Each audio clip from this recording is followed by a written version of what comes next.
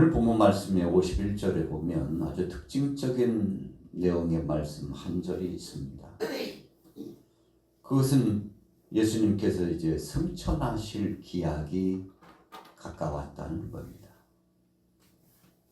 예수님께서 행하신 사역은 그 때에 맞춰서 사역을 진행하여 주셨습니다. 천하 범사에 때가 있고 기한이 있다고 했는데 이 때라고 하는 의미를 생각해 보면 기회가 있다는 거죠. 제한된 기회가 있다는 겁니다. 우리에게 항상 기회가 주어지는 것은 아닙니다. 우리 사람이 살아가는 습성 가운데 좀 좋지 못한 습성이 있다면 미루는 습성이라고 볼 수 있습니다. 어찌 보면 게으른 자에 속할 수 있죠. 적극적인 의미로 해석해 보면 비전을 가지지 않는 자, 꿈이 없는 자, 목적 없이 사는 삶이라고 할 수 있습니다. 이런 삶은 불행한 삶입니다. 이렇게 살아가는 사람에게는 그 삶 자체가 피폐합니다. 그리고 눈동자도 흐려지죠. 삶의 목적이 없는 사람을 보셨나요? 꿈이 없는 사람을 보셨나요? 말수가 적어집니다. 그리고 꿈이 없는 사람은 눈동자도 흐려집니다. 꿈이 없는 사람은 발걸음도 허덕이고 기진해 있습니다. 또 더 나아가서 목적이 없고 살아갈 의욕이 없는 사람은 식욕이 떨어집니다. 그래서 그 삶 자체가 굉장히 좀 불행하고 소극적이고, 그래서 그 삶의 주위에서 보기에도 안타까운 상황이 이루어질 가능성이 많습니다. 예수님께서 이 땅에 오셔서 33년 동안의 생애를 진행해 주셨는데 그 중에 30년은 사생활이고 3년은 공생활을 하셨습니다. 사생활이라고 하는 것은 일반적인 가정 중심의 삶, 개인적인 그냥 우리가 보편적으로 생각하는 그런 삶이라고 볼 수 있습니다. 공생이라고 하는 것은 공통적이면서도 하나님의 뜻 중심, 만 백성들 만인을 이롭게 하는 그런 삶을 살았다는 의미죠. 예수님께서 이제 공생애를 마무리 짓는 시간이 가까워옵니다. 예수님께서 승천하실 기약이 가까웠다고 그랬습니다. 그래서 반드시 이루어야 될 일이 있는데 여러 가지 일이 있겠죠. 그런데 오늘 예수님께서 그런 시간차가 가까이 오므로 사마리아 땅으로 진입해 들어가기를 원하셨습니다. 우리가 일상을 살아가면서 삶의 반경, 이 흐름이 있는데요. 아침에 침소에서 일어날 때부터 시작해가지고 가정 울타리 중심으로 이런저런 것을 준비하죠. 가깝게는 세수도 하고 몸도 단장히 하고 또 아침도 조반도 먹고요. 급한 경우면 간식이라도 잠깐 아니면 물 한 잔이라도 마시고 하루 일과를 시작하죠. 이런 과정들이 준비입니다. 맨 먼저 해야 될 우선순위를 진행하는 겁니다. 그래서 여러 일들이 있지만 그 중에서 먼저 해야 될 일이 있고 나중에 해야 될 일이, 이걸 잘 구분하는 사람이 삶을 잘 살아가는 사람입니다. 뒤죽박죽 돼가지고 뭘 해야 될지 잘 모르고 도대체 사는 것이 뭔지, 어떤 때는 멍하니 먼 산 바라보면서 좀 흐리뭉텅하게 그렇게 생활이 이어가면 주위 사람들이 봐도 좀 답답하죠. 그런데 목적 순차에 따라서 진행했어요. 오늘 사마리아 땅에 들어가고자 했던 것은 예수님께서 겨루고 기다렸다는 것을 의미합니다. 이제 사마리아 땅에 들어가서 해야 될 일이 있는데 며칠 전부터 제자들에게 예고했을 가능성이 많습니다. 그만큼 중요하다는 것입니다. 여러분, 우리가 일상을 살아가면서 정말 중요한 것들은 달력에도 표시를 해요. 요즘은 스마트 시대이기 때문에 스마트폰에다가 일정을 이렇게 정리를 해놓죠. 또 알람이 돼가지고요. 아침에 일어나고 눈을 뜨고 또 수시로 몇 회차 스마트폰에 착 떠요. 오늘 당신의 일정은 뭡니다. 꼭 해야 된다는 거죠. 아주 편한 시대에 아유 깜빡했네. 아침이라도 이 알람이 확 띄워줍니까? 스마트폰을 켰는데 화면이 쫙 떠요. 오늘 중요한 행사가 있습니다. 비서 노릇을 해주는 겁니다.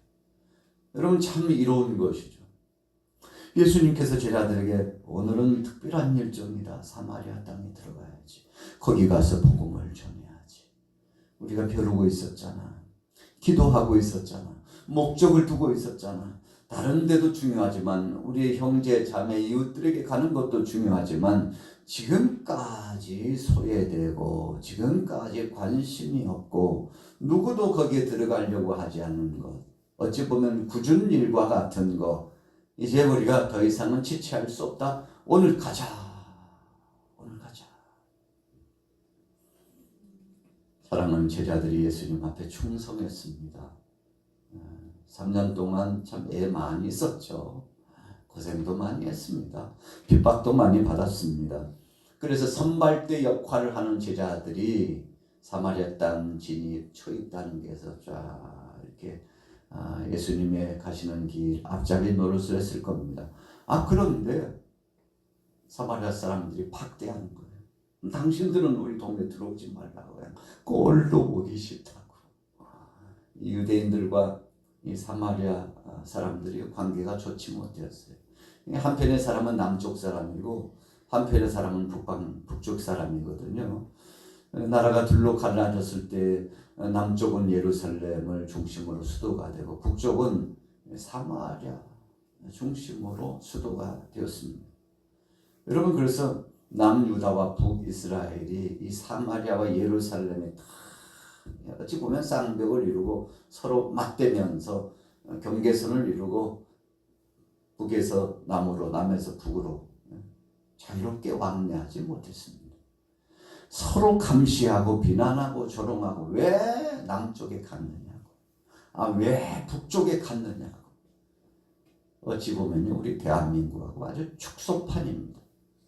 유대의 그 지리적인 역사적인 배경과 우리 한반도 지리적인 역사적 배경이 너무 닮아있어요. 너무 닮아있어요. 지금도 우리는 38선 그어놓고 서로 가지 못해요. 정치적인 이념 때문에 못 갑니다.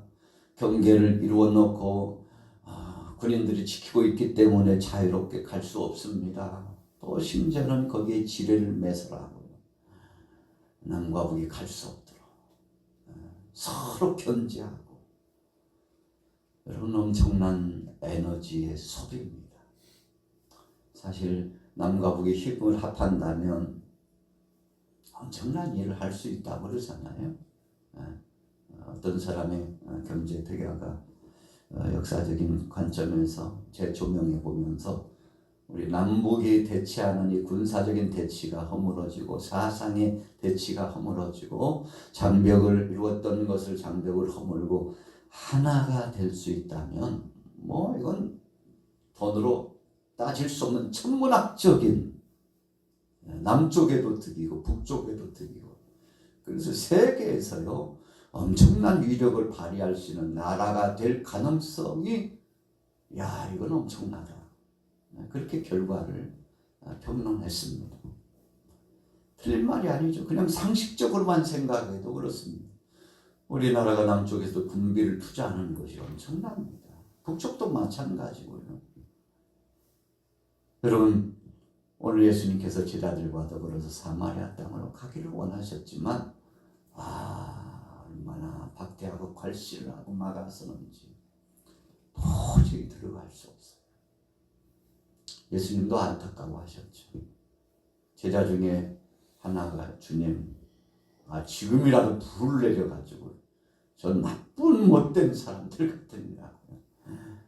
저 땅을 불바다를 만들어 버리시죠. 예수님 확 나가지고 우리 선생님 예수님이 지금 당신들 위해서 가시려고 하는데 죽은 자를 살리고 병자를 고치고 영원히 죽은 모든 심령들을 회복해야 하는 놀라운 구원의 기회를 주시려고 하는데 이 배은망덕한 사람들 같으니라고 막 분노가 치밀어 올라가지고 예수님 앞에서요.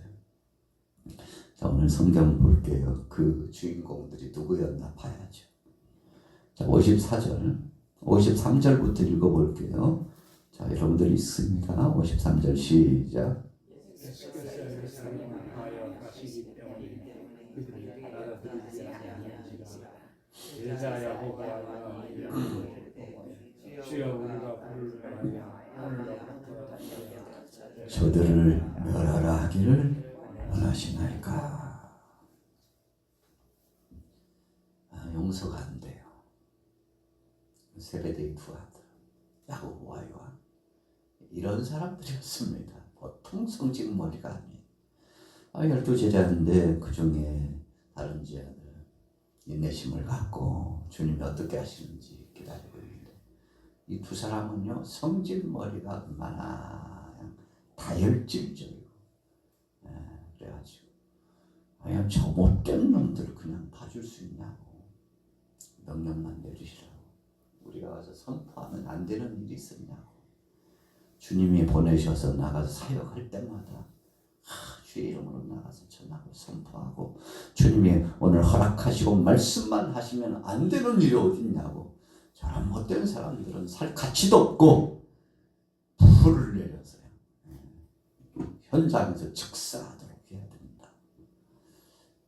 어찌 보면요, 저주를 퍼붓고 싶은 충동이 막 이 속에서, 쌍욕을 퍼붓고 싶은 막 충동이 치밀어 오는데 견딜 수가 없어요. 예수님께 혼났습니다. 무슨 소리냐고. 무슨 소리냐고. 왜 그렇게 악대하면서 살라고 그러냐고. 예수님께서 기뻐하지 않으셨습니다. 55절에 보세요.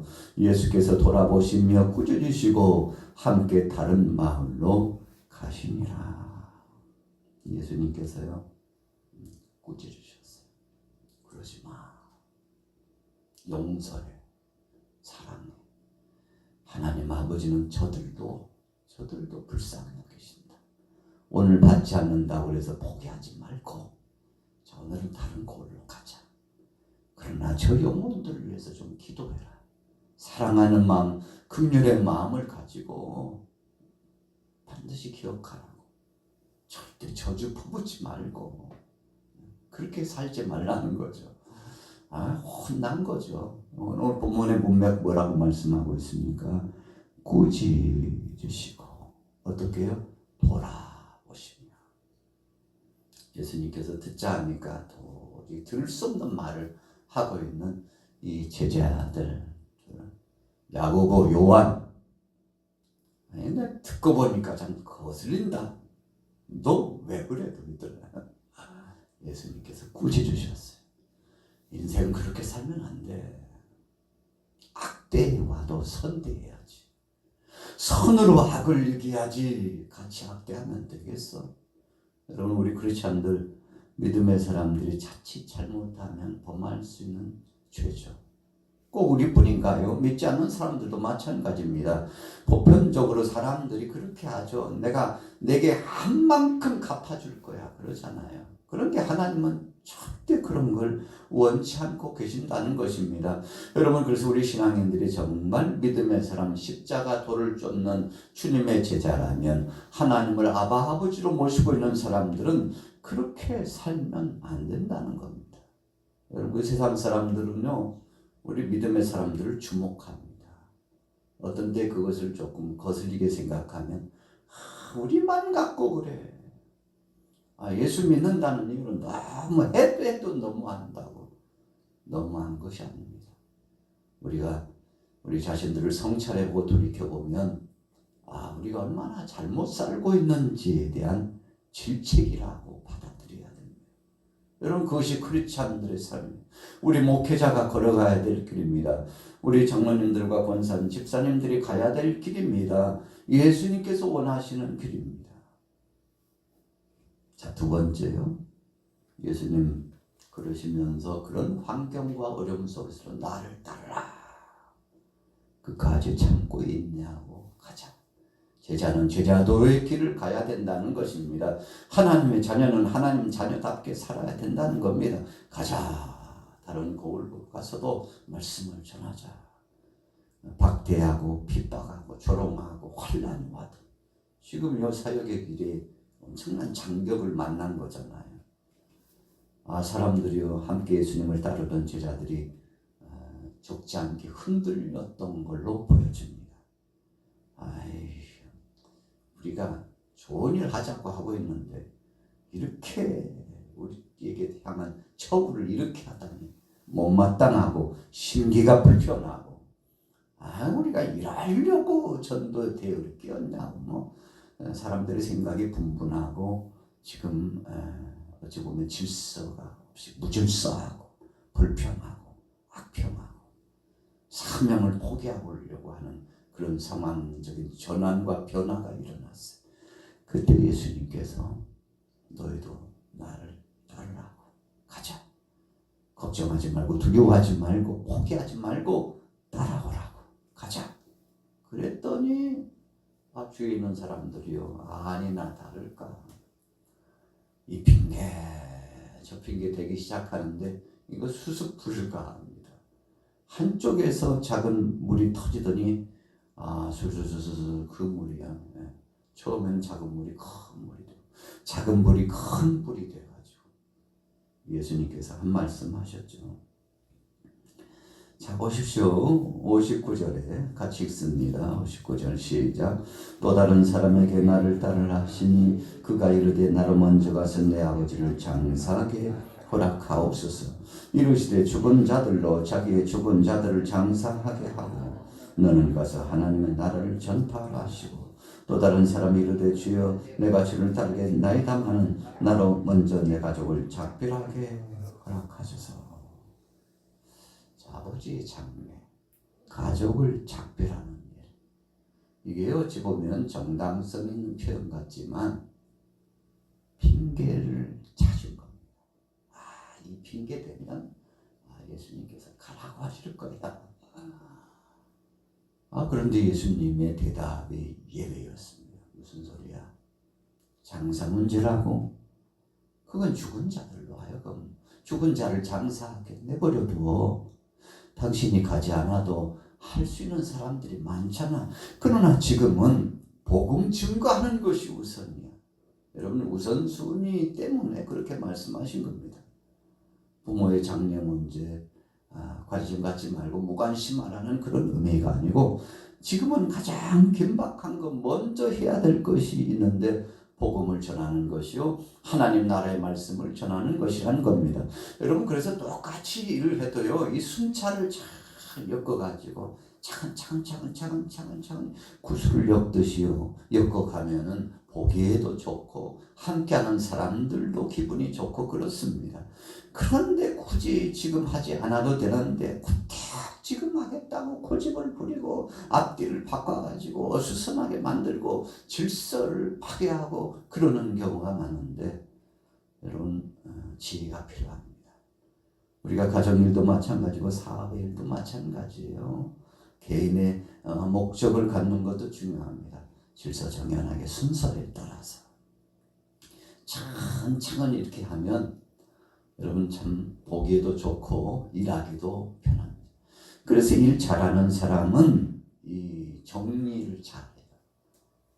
게으르고 일 잘 못하고 그리고 보기에도 불편한 사람들은 정리가 안 돼.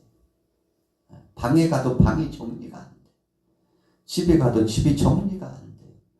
공동체 생활관에 가도 아무런 정리가 안 돼. 그냥 앞에 가서 일만 저질러 놓고 다니는 사람이 있어요. 그 사람이 지나가면요. 아이고 그냥 가만히 있으면 안 될까 차라리. 당신이 지나가고 나면 그냥 일이 더 만들어져가지고 일이 안 된다니까. 자, 왜 그렇습니까? 일만 저질러 놓지 수습이 안 되는 참 불편하게 일을 하는 사람이 있다는 겁니다. 여러분 그러나 오늘 주님의 제자들은 먼저 해야 될 것이 무엇인지 차근차근히 주님을 따르면서 정말 신중하게 지혜롭게 주님 앞에서 주님의 말씀에 순응하고 나가야 되었다는 것입니다. 여러분, 우리가 이 마지막 시대를 살아가면서 아주 중요합니다. 그래서 예수님 말씀하셨죠. 너희는 먼저 그 나라와 그의 의를 구하라. 그리하면 이 모든 것을 너희에게 더하시리라. 여러분, 그래서 우리가 맨 먼저 주님이 원하시는 것, 주님이 기뻐하실 것, 내가 이런저런 일도 할 수 있지만 오늘 무엇을 먼저 해야 되는 것이 좋을지 때로는 주님 앞에 묻는 것이 좋습니다. 예수님, 뭘 먼저 해야 좋을까요? 예수님 앞에 묻고 하나님께 물었다는 것은 내가 나 자신을 성찰하고 있다는 것이고 내 욕심 중심으로 나가지 않고 하나님 중심으로 살고 있다는 증거입니다. 여러분, 우리는 몇 번씩 하나님께 묻습니까? 오늘 기도체에 나오신 여러분들은 그러려고 나온 거잖아요. 내 목적과 내 뜻을 이루려고 하는 것이 아니고 하나님 뜻이 이루어지기를 소원하고 나오신 거죠. 그래서 지혜로운 거고 하나님이 기뻐하시는 겁니다. 자, 마무리 좀 보겠습니다. 61절 읽어보겠습니다. 61절 시작. 또 다른 사람이 이르되 주여 내가 주를 따르겠나이다만 나로 먼저 내 가족을 작별하게 허락하소서. 예수께서 이르시되 손에 쟁기를 잡고 뒤를 돌아보는 자는 하나님 나라에 합당하지 아니하니라 하시니라. 어찌 보면 예수님은 인사도 하지 말라는 무례한 가르침을 하신 분이다 이렇게 생각할 수 있는데 제가 말씀드렸잖아요. 중심을 우선순위, 중요도 이거 먼저 해야 될 것을 말씀하시기 위해서 하셨다는 거죠. 여러분, 우리가 할 일은 하되 정말 급하지 않고 뒤로 미룰 수 있다면 뒤로 미루고 먼저 주님이 원하시는 것 우선순위로 착착착착 이렇게 맞춰놓으면 주께서 기뻐하신다는 거죠. 오늘 예수님 성천할 기약이 가까우심으로 사마리아에 들어가시고 또 소외된 지역에 적극적으로 가셨습니다. 여러분, 주님의 뜻입니다. 오늘 우리도요, 주님 앞에 부름받을 날이 가까울수록 뭘 먼저 해야 될까요? 어떤 분 그랬다고 그래요. 당신 인생이 3년 남았다면, 석 달 남았다면 뭘 할 거냐 그랬더니요, 막 눈이 반짝반짝반짝하면서 왜 먼저 해야 될 것을 쫙 순차에 나눠가지고. 여러분, 그래서 지혜로운 자가 되는 것은 자기 자신의 모습을 성찰하고 되돌아볼 줄 알게 되는 거죠. 오늘 하루도 이런 믿음을 가지고 주님을 기쁘시게 하기를 예수님의 이름으로 축원합니다.